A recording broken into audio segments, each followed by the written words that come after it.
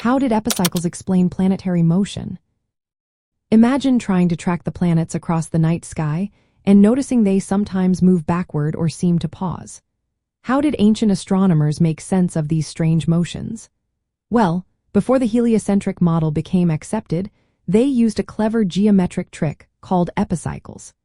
Epicycles were tiny circles that planets moved along, and these circles themselves moved along larger circles called deferents. This system was designed to explain the irregular paths planets appeared to take, especially their retrograde motion, when planets seemed to go backward against the background stars.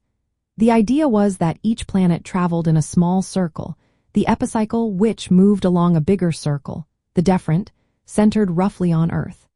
This way, the combined motion could mimic the observed shifts in planetary positions. The concept originated with the mathematician Apollonius of Perga in the 3rd century BCE and was later refined by astronomers like Hipparchus and Claudius Ptolemy. Ptolemy's model combined epicycles with eccentric circles, where the center of the deferent was offset from Earth, and introduced the idea of the equant point. The equant allowed the model to better match the observed variations in planetary speeds, explaining why planets sometimes slowed down, stopped, and then reversed direction. While the model was complex, it successfully predicted planetary positions for centuries, fitting observations reasonably well.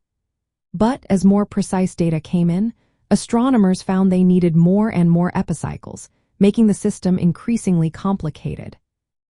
This complexity reflected the deep-seated belief that the universe was perfect and circular, with Earth at the center.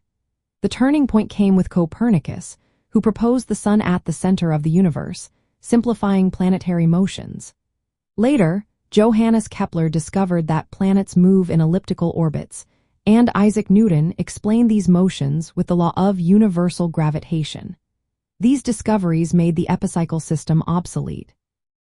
The use of epicycles was a major step in scientific history because it showed how astronomers tried to reconcile observations with existing beliefs using mathematical models. It paved the way for the acceptance of the heliocentric model and eventually led to the modern understanding of planetary motion. The shift from geometric models like epicycles to physical laws was a huge leap in science, transforming how we see our place in the cosmos.